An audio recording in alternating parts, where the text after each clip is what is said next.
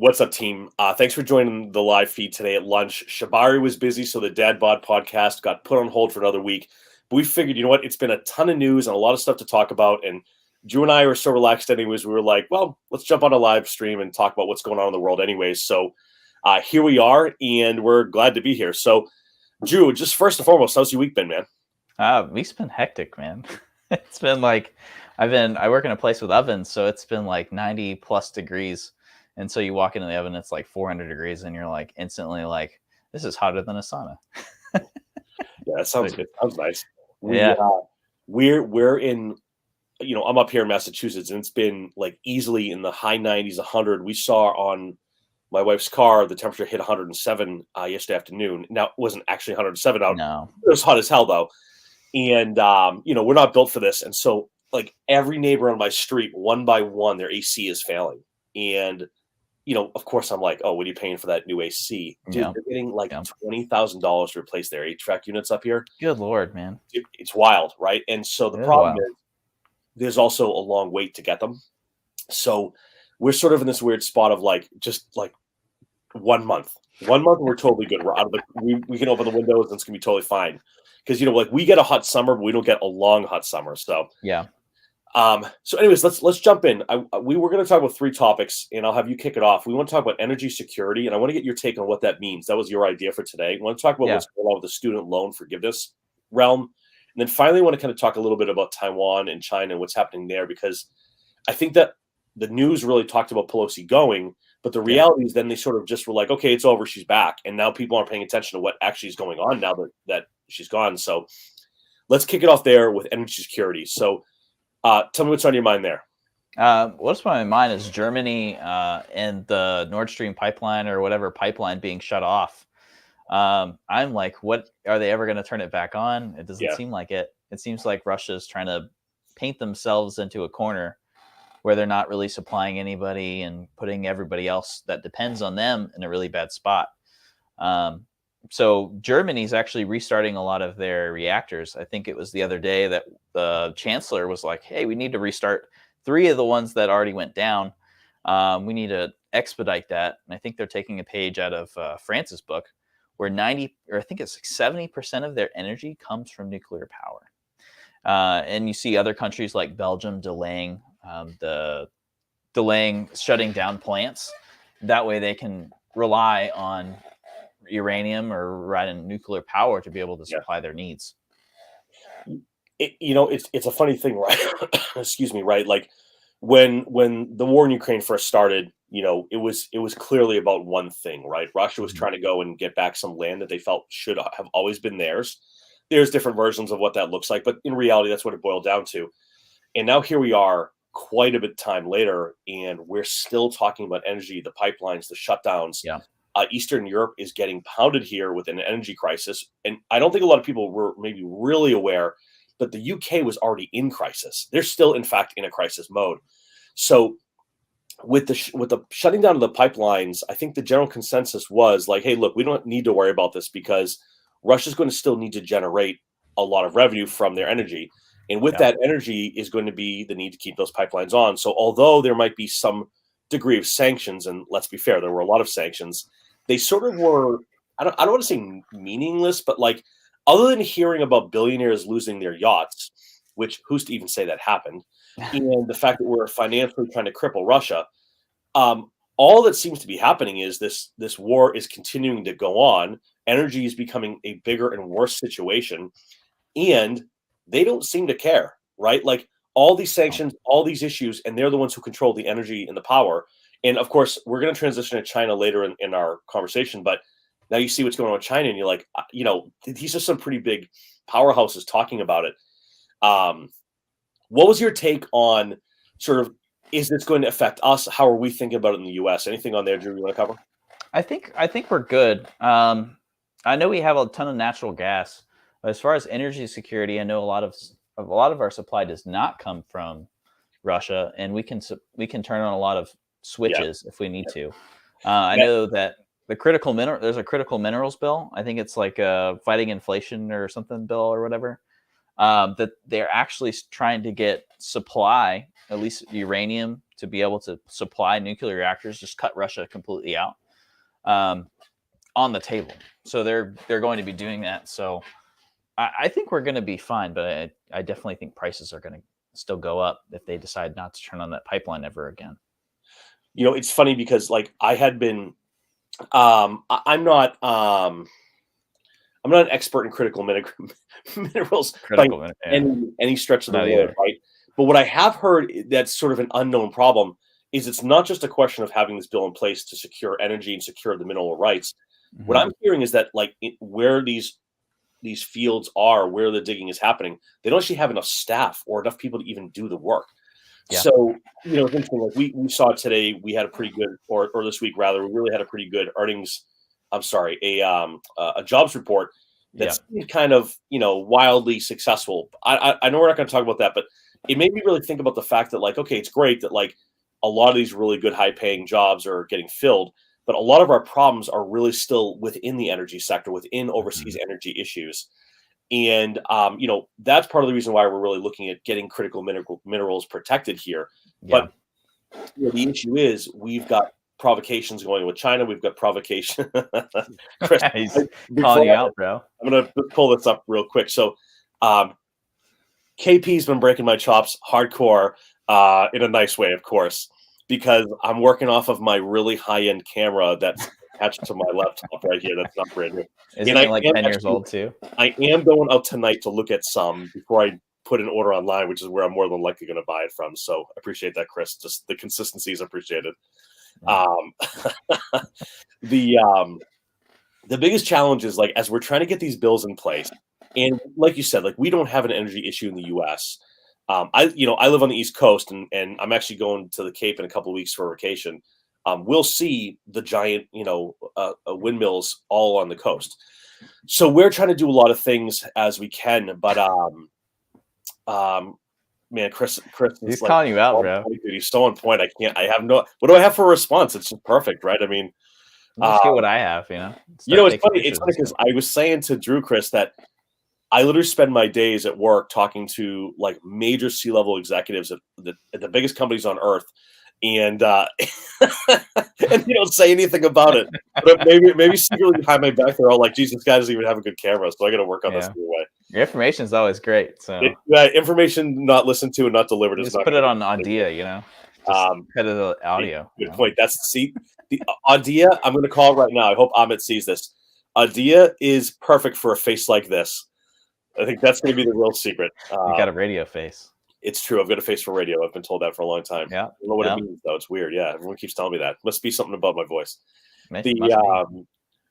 So we wanted to talk about energy security. I think the point there was that like steps need to be taken realistically in real time because we're not seeing the results of what we thought were going to come from doing all this work. We're throwing money at Ukraine to help secure those borders and help to fight back. But the general thesis here is like Russia's like, we're just going to shut it down. You get nothing. How do you like that? You'll get what we give you and you'll pay what we tell you. So I think it's an interesting dichotomy. And it's going to be really interesting to see what happens because the problem for a lot of folks is that it doesn't affect us that much in the US. I'm not to say it doesn't affect us in an indirect way or from a macro way, but the reality is it's not that big of a deal, Yeah. I want to shift gears real quick because I think there's another interesting topic. The Republicans just released their version of a student loan forgiveness program.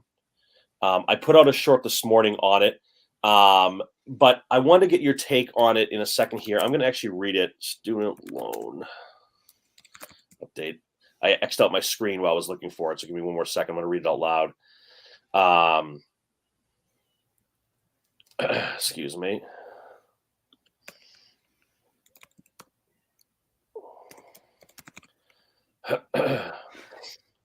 Okay, so this is considered sort of, how do I want to put this? Maybe like their response to what the Democrats have put out or what Biden's putting out, essentially, whether it's going to be, $10,000 or it's going to be something there in between. So I'm gonna read this real slow because I know that I talk fast. But in essence, what we're looking at is this. Obviously, the forgiveness period is about to be up. So Republicans have essentially put together, quote unquote, a blockbuster plan for loan forgiveness. It's a little confusing because I'm not sure that it forgives a whole much of anything. But I want to call this out that this was essentially reported first by Business Insider, just to give credit where it's due. So Representative Fox Stefanik Banks introduced the Responsible Educational Assistance Through Loan Reforms Act that offers an alternative proposal to Biden's student loan forgiveness. Okay, so the idea here is that this proposal is about student loan forgiveness, would provide for the following among other proposals. These were the key points that were taken out of it. And I took quick notes on this so I could share it, but I want to get your take on it after. And I think you're going to notice a theme here once I really explain this and what it means, because there's a lot that goes into this. Existing student loan borrowers enrolled in an income-driven repayment plan would only have to pay their original student loan balance plus 10 years of student loan interest.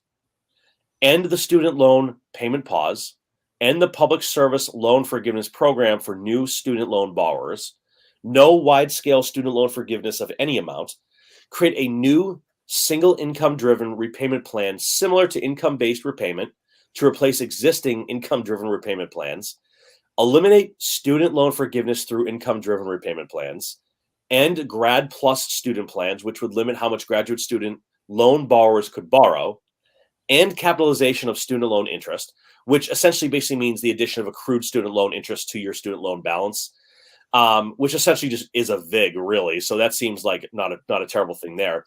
Help student loan borrowers and student loan default to rehabilitate their student loans for a second time, and prevent the U.S. Department of Education from using the negotiated rulemaking process to issue regulations that are economically significant, i.e., they use the example of more than $100 million, including wide-scale student loan forgiveness. Now, I'm going to read this back. What are they actually going to be covering? Yeah, I'm so glad you picked that up right away. I know I talk fast. So I read this like 10 times this morning, and I was like, wait a minute. So your response to a student loan forgiveness program is to allow students to get back on track paying their loans, continue to paying the loans and the interest, but only 10 years of it. Yeah. Not VIG the interest back onto the loan value, which I was like, my Lord, do you guys even know how loans work? Like, that's pretty wild in the first place that was happening. I know it is happening, by the way, but it's pretty wild to think that somehow was like a groundbreaking thing to not I mean, I can go to Vegas and borrow money for better terms than what I think some people are probably paying based on that program. Mm-hmm. But really, it's an entire bill put together by a number of folks in Congress, all on the Republican side, to say there won't be forgiveness. There's not going to be forgiveness. We're not giving you forgiveness. What we're going to do is let you keep paying your loans. We're going to shut down the forgiveness program. You don't have to add more onto the accrual, and programs that exist today are going to be replaced. I know that there's a huge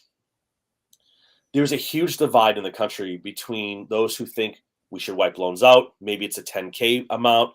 Maybe we should do nothing. And I get both sides of it, Drew, right? Like, the problem is there's this whole thing of, well, I paid, so why should I pay for you?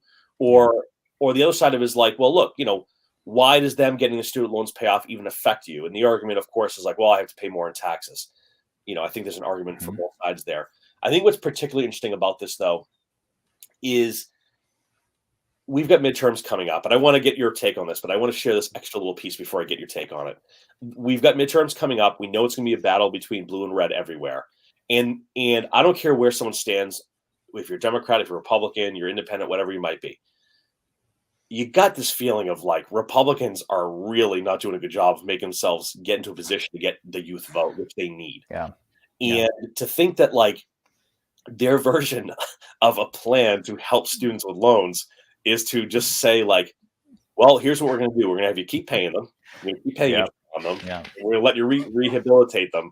It's like rehabilitate. It's like, so refinance basically, or turn them back on. What's your take on all this? What are you thinking? I mean, I think with the grad plus loans, I think those are already inflated.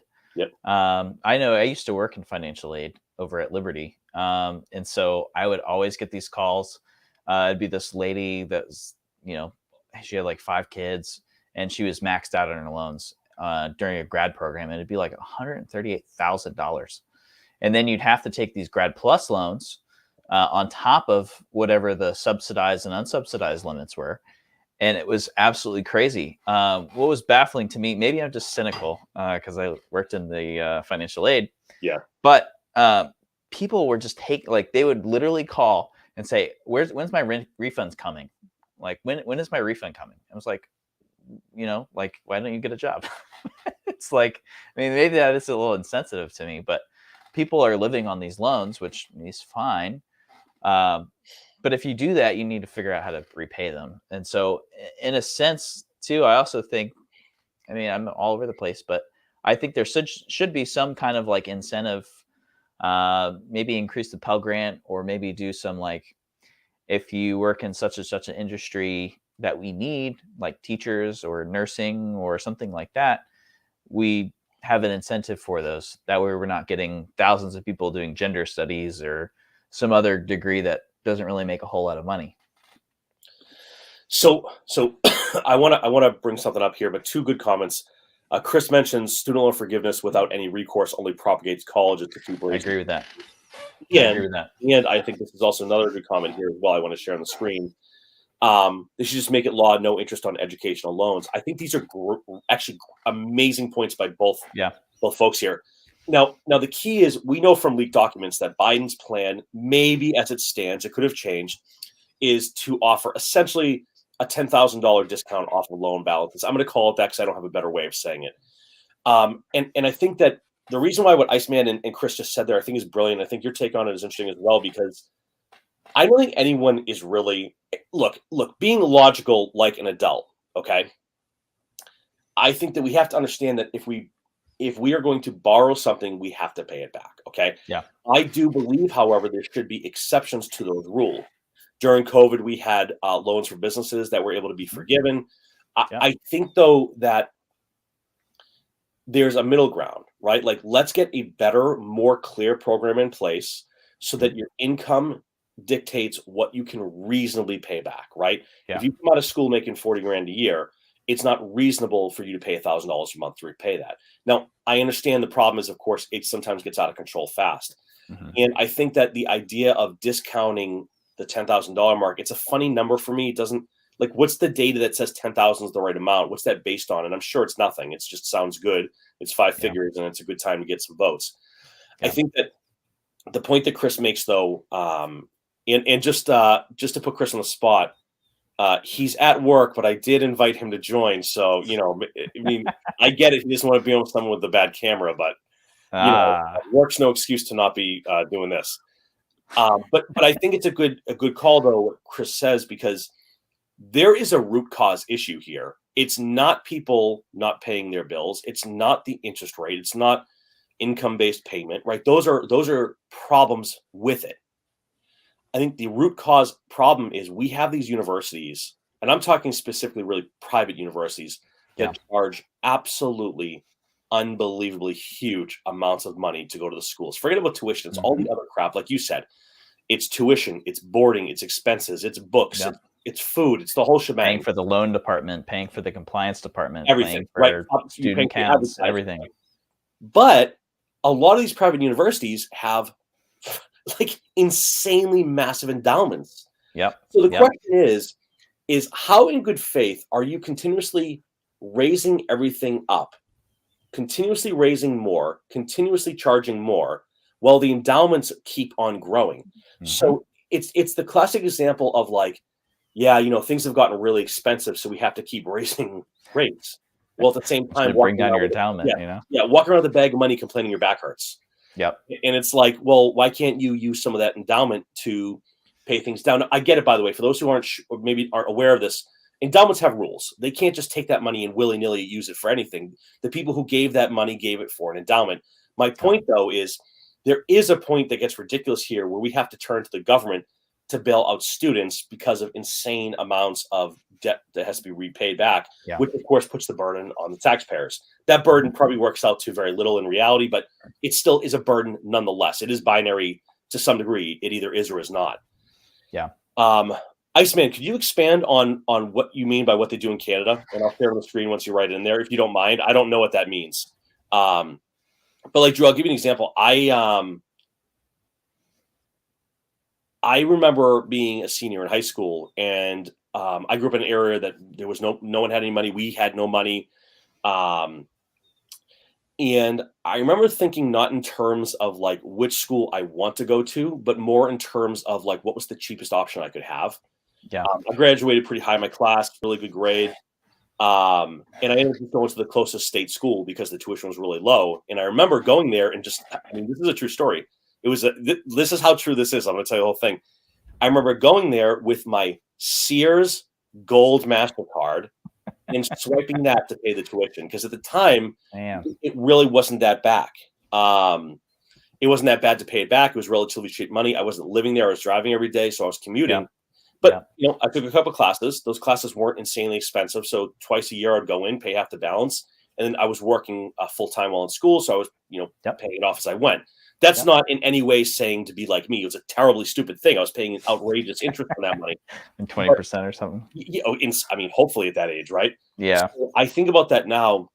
I think about like even back then, the burdens were still high, but now you look at it and it's just wild. And look, can there be a broader conversation about pick the right major and you know, well, you did a stupid thing, you took something you shouldn't have taken? It's like, look, like the problem with that argument is that it's a slippery slope and it's a moving line. So when you say to someone who's like, oh, I went to school for history, and they're like, well, that was stupid, you shouldn't have gone. It's like, well, but we do want to teach history, right? We do need some history teachers. And like, you know, there's a place for every kind of job and career. The primary issue, of course, is that these programs have missed the boat largely on all of it. You know, you've got public schools, which are now super expensive, private schools, which are, let's call it what it is, unaffordable. Mm-hmm. And then the flip side, of course, is Iceman. So I'm gonna look that up after, by the way. I just don't know off the top of my head. I want to share something with Chris here, by the way. That Chris shared too, and I'm gonna leave this up here for a second. That's smart. But so funny story. I use a Discover card on a regular basis and have really good cash back. I would use Amex, but I get better on Discover. I know I'm going to go slightly off topic here for a second, but like the amount of things you can hack in your life if you have good, responsible ability to like use your credit cards and pay them off right away. The things you can get by doing all this kind of work is absolutely amazing, by the way. So I just want to call this out, Chris, yet again, a genius plan. In fact, I'm wondering why you can't buy me a camera now that I think about it, actually. It's loaded. Shit over there, man. It's loaded. The X-ray tech. And Drew, I'll kick it back to you as well. I'm curious, like, I know you run a powder coating shop. So you have obviously technical skills. I also know that you do another job. I won't share what it is unless you want to, but you also work with data a little bit as well. Yeah. Did you go to school? Do you have student loans? I do. I actually went for biblical studies at Liberty. Really? Okay, cool. Yeah. As in like to be a seminary, like in a seminary school? Yeah, to go to seminary eventually. Yeah. Okay, cool. I haven't done that yet. So I figured not yet. Yeah. It's kind of a terminal degree if you don't get seminary. What did that cost? Where'd you go? I went to Liberty University. Okay. I think it was like $20,000 or $30,000 a year. Wow. Yeah. Thankfully, my father helped me. So I guess my dad's paying off my loan, so I'm very fortunate.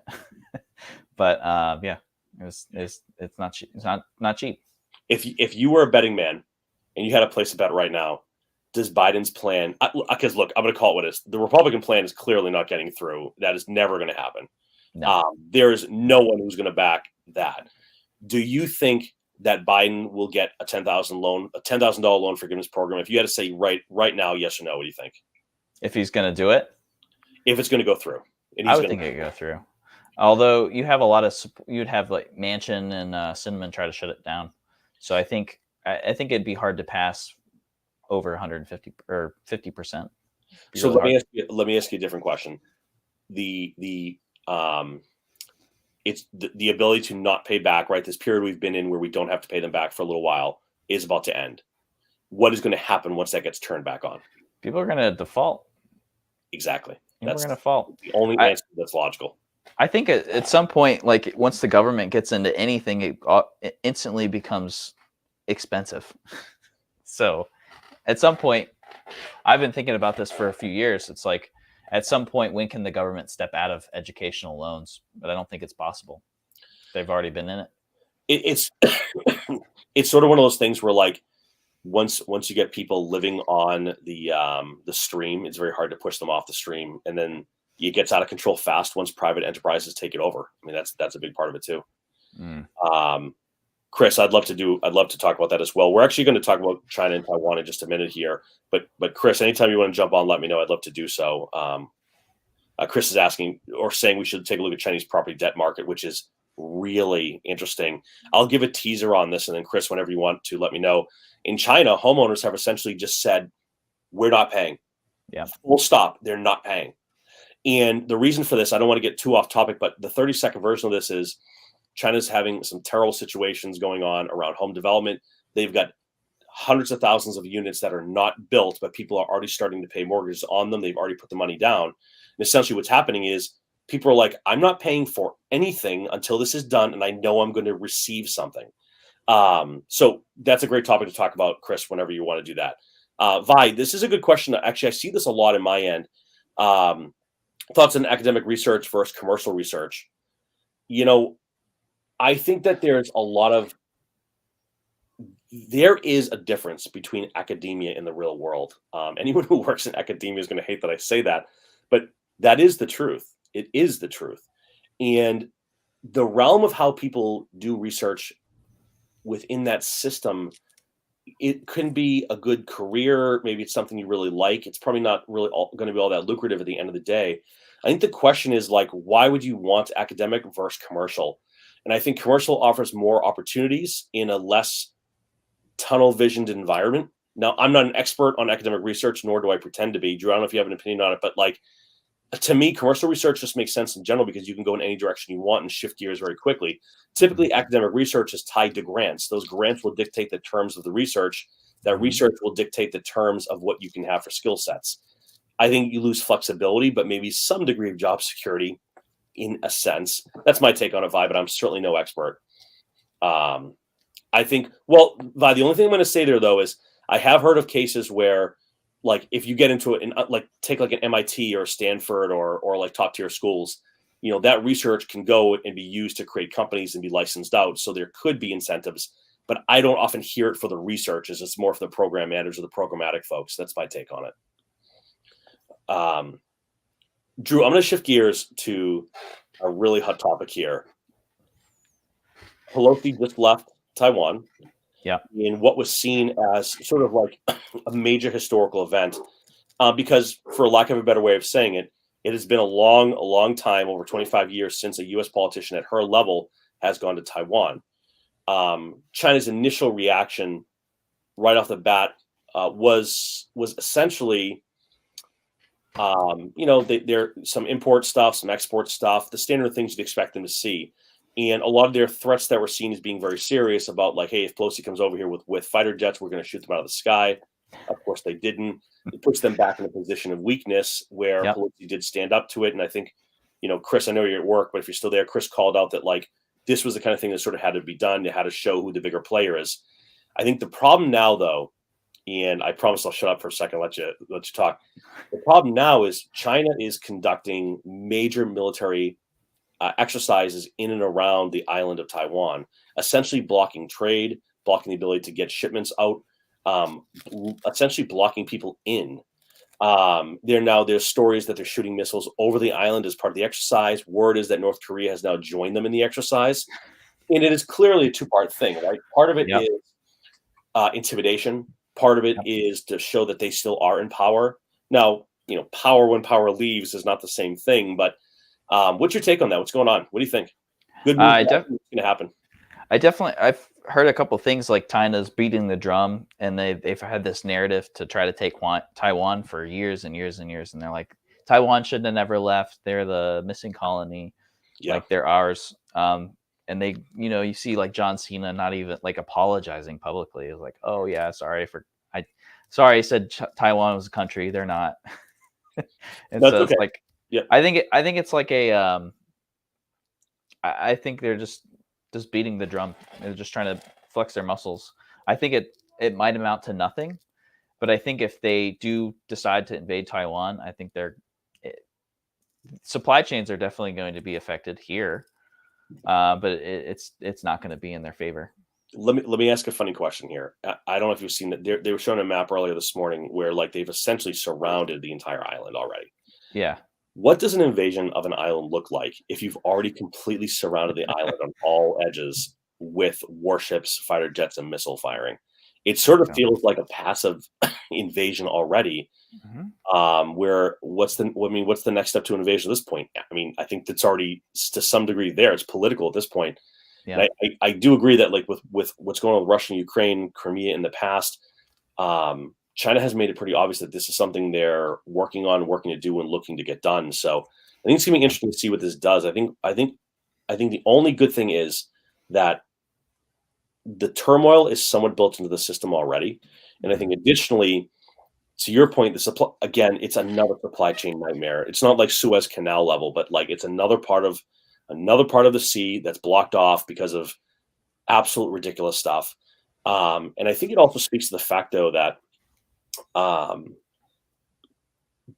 as much as sometimes people in sort of the Western world, U.S., Canada, etc., things seem fine and good, and we fight with each other about politics and every other topic under the sun.